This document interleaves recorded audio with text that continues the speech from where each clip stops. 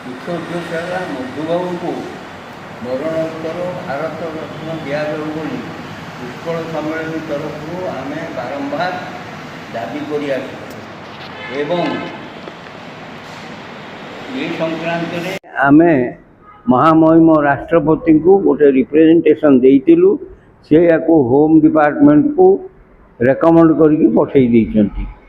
ମାତ୍ର ଦୁଃଖର କଥା ଯେ ଏପର୍ଯ୍ୟନ୍ତ ଓଡ଼ିଶା ଆସେମ୍ବଲିର ସର୍ବସମ୍ମତିକ୍ରମେ ଗୋଟିଏ ନିଷ୍ପତ୍ତି କରିବା ପାଇଁ ଆମେ ଦାବି କରୁଛୁ ଯେ ମଧୁବାବୁଙ୍କୁ ଭାରତ ନିକଟରେ ଶିବୁ ସୋରେନଙ୍କୁ ଝାଡ଼ଖଣ୍ଡ ବିଧାନସଭା ସର୍ବସମ୍ମତିକ୍ରମେ କରୁଛୁ। ମଧୁବାବୁ ଓଡ଼ିଶାର ସ୍ରଷ୍ଟା, ଭାଷାର ଭିତ୍ତିକ ରାଜ୍ୟ ଗଢ଼ିବାରେ ସିଏ କର୍ଣ୍ଣଧାର ସବୁ କରିଛନ୍ତି। ଆଜି ତାଙ୍କ ପାଇଁ ଆଜି ସବୁ ମୁଖ୍ୟମନ୍ତ୍ରୀ ଅମୁକି ମନ୍ତ୍ରୀ ମନ୍ତ୍ରୀ ସବୁ ହୋଇଛନ୍ତି, କିନ୍ତୁ ମଧୁବାବୁଙ୍କୁ ଭୁଲି ଯାଇଛନ୍ତି।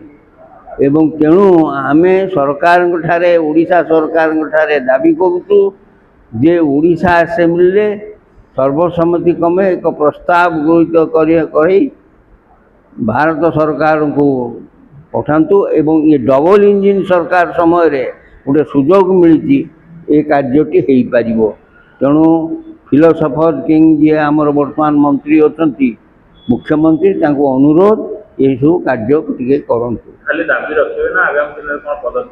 ଆମେ ଆଗାମୀ ଦିନରେ ପଦକ୍ଷେପ ସ୍ୱରୂପ ଆମେ ସବୁ ବାର୍ ଆସୋସିଏସନ୍ ମାନଙ୍କୁ ଅନୁରୋଧ କରୁଛୁ ଯେ ସେମାନେ ତାଙ୍କର ସେଠି ରିଜଲ୍ୟୁସନ୍ କରିକି ଭାରତ ସରକାର ଓଡ଼ିଶା ସରକାରକୁ ପଠାନ୍ତୁ ଏବଂ ଦରକାର ହେଲେ ପରବର୍ତ୍ତୀ ସମୟରେ ଓକିଲମାନଙ୍କ ତରଫରୁ ଆମେ ଗୋଟେ ଆନ୍ଦୋଳନ କରିବୁ ଏଥିପାଇଁ।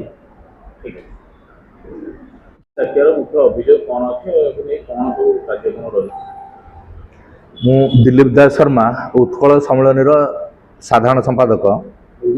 ଆଜି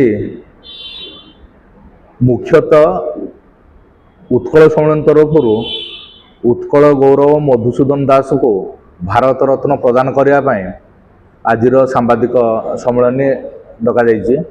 ଏଥିରେ ମୁଖ୍ୟ ସୂଚନା ରହିଛି, ଆପଣମାନେ ଏବେ ଜାଣିଥିବେ ମଧୁବାବୁଙ୍କ ଜୟନ୍ତୀ ପୂର୍ବରୁ ଏବଂ ଆଜି ପର୍ଯ୍ୟନ୍ତ ଯେତିକି ବିଭିନ୍ନ ଅନୁଷ୍ଠାନ ମଧୁବାବୁଙ୍କୁ ଭାରତ ରତ୍ନ ପ୍ରଦାନ ପାଇଁ ଦାବି କରୁଛନ୍ତି, ସମସ୍ତେ ଗୋଟିଏ ଦାବି କରୁଛନ୍ତି ଯେ ମହାମହିମ ରାଷ୍ଟ୍ରପତିଙ୍କୁ ଦାବିପତ୍ର ପଠାଉଛନ୍ତି ମହାମହିମ ରାଜ୍ୟପାଳଙ୍କ ଜରିଆରେ ଏବଂ କହୁଛନ୍ତି ମହାମହିମ ରାଷ୍ଟ୍ରପତି ସୁପାରିଶ କରନ୍ତୁ ମଧୁବାବୁଙ୍କୁ ଭାରତ ରତ୍ନ ପାଇଁ।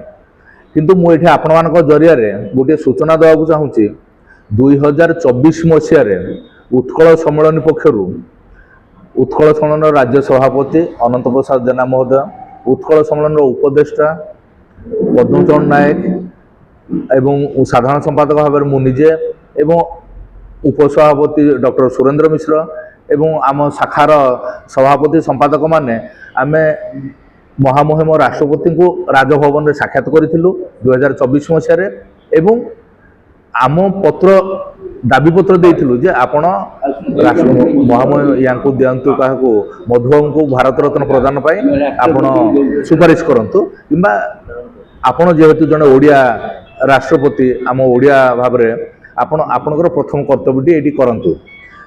ଆପଣ ଜାଣି ଖୁସି ହେବେ 2 ବର୍ଷ ତଳେ ଉତ୍କଳ ସମ୍ମିଳନୀର ଦାବି ଅନୁସାରେ ଏବଂ ଉତ୍କଳ ସମ୍ମିଳନୀର ଅନୁରୋଧ ଅନୁସାରେ ମହାମହିମ ରାଷ୍ଟ୍ରପତି ଶ୍ରୀମତୀ ଦ୍ରୌପଦୀ ମୁର୍ମୁ ସେ କେନ୍ଦ୍ର ସରକାରଙ୍କ ଗୃହ ବିଭାଗକୁ 2024 ମସିହା ଜୁନ ମାସରେ ସୁପାରିଶ କରିଛନ୍ତି ଉତ୍କଳ ସମ୍ମିଳନୀ ପତ୍ର ଯେ ତାଙ୍କୁ ମଧୁବାବୁଙ୍କୁ ଭାରତ ରତ୍ନ ପ୍ରଦାନ କରାଯାଉ ଏବଂ ତାର ଗୋଟିଏ କପି, ସେହି ପତ୍ରର ଗୋଟିଏ ନକଲ ଉତ୍କଳ ସମ୍ମିଳନୀକୁ ପଠାଇଛନ୍ତି, ଯାହା ଉତ୍କଳ ସମ୍ମିଳନୀ ରାଜ୍ୟ ସଭାପତି ଅନନ୍ତ ଜେନାଙ୍କ ଠିକଣା ଲେଖା ହେଇ ଆସିଛି, ଆମ ପାଖରେ ଅଛି। ଆଉ ସେହି ପତ୍ରର ନକଲ ଆପଣମାନଙ୍କୁ ଦେଇଛୁ। 2 ବର୍ଷ ତଳୁ ମହାମହିମ ରାଷ୍ଟ୍ରପତି ସୁପାରିଶ କରିସାରିଥିଲେ ମଧ୍ୟ ଆଜି ପର୍ଯ୍ୟନ୍ତ ଗୃହ ବିଭାଗ ମଧୁବାବୁଙ୍କୁ ଭାରତ ରତ୍ନ ପ୍ରଦାନ କରିନାହାନ୍ତି। ପ୍ରଥମ ଜିନିଷ, ଉତ୍କଳ ସମ୍ମିଳନୀ ଦାବି କରୁଛି କେନ୍ଦ୍ର ସରକାରଙ୍କର ଗୃହ ବିଭାଗ ମହାମହିମ राष्ट्रपति सुपारिश को सम्मान जनाई उत्कल गौरव मधुसूदन दास को भारत रत्न प्रदान करंतु प्रथम कथा। द्वितीय कथा आपण माने गत वर्ष जानी 2025 मसीह झारखंड विधानसभा रे सर्वसम्मति क्रमे शिबू सोरेन को भारत रत्न प्रदान करने विधानसभा रे एक पारित होइथिला, एक प्रस्ताव पारित होइथिला एवं ताकू केंद्र सरकार को जणाइथिले।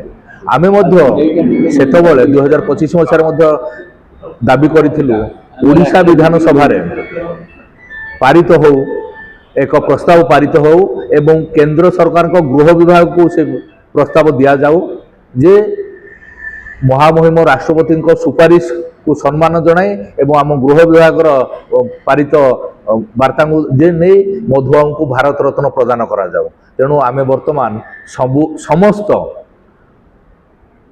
विधायक बंधु माने एवं समस्त सांसद बंधु माने समस्त को आमे निवेदन करूचु आपण मानक तरफ आमे गृह विभाग को बारंबार पत्र लिखिचु। गृहमंत्री गत 2 वर्ष भितर 4 थर आसीबे बोली ओडिशा को 4 थर आसीबे बोली तांकर कार्यक्रम स्थिर करथिले, मात्र 3 थर तांकर कार्यक्रम बातिल हेइथिला। एई शेष थर आसीथिले किंतु से शेष थर उत्कल सम्मेलन की समय देई नाहांती।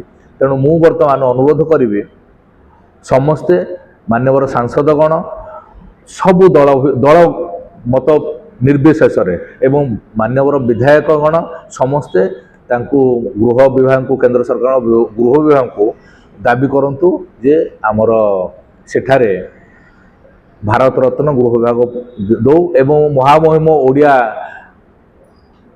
राष्ट्रपति जी अछंती तांकर जो सुपारिश करछंती तांकू सम्मान दो गृह विभाग। धन्यवाद। बंदे उत्कल महापात्र उत्कल सम्मेलन भुवनेश्वर शाखार सभापति। हाँ, प्रेसमिट आमर केंद्रीय कार्यालय तरफ साधारण सम्पादक डाकी कि मधुबाबू को भारत रत्न दवापाई बहुबार दाबी हो आसला, बहुत वर्ष है बहुबार दाबी हो आसला, किंतु एपाई कि कर्णपात करुले। आमर महामहिम राष्ट्रपति को दाबीपत्र दबा पर सी ताको ग्रहण करी गृह विभाग सुपारिश कर सारा पर एपर्यंत ताहा स्थान अवस्था पड़ रही। मधुबाबू होती जन निर्विवादीय व्यक्ति, से कौन बद संश्लिष्ट ना। तेणु मधुबाबू को भारत रत्न दवापाई सारा ओडिशा कहीं सारा भारत में कहीं भी कहार किसी आपत्ति रही। तो ता सत्वे आमर जो नेता माने जो माने राजनैतिक क्षमता रोचंती से माने टिके इच्छा शक्ति को वृद्धि कले यहाँ सुरुखुरी हो पारंता।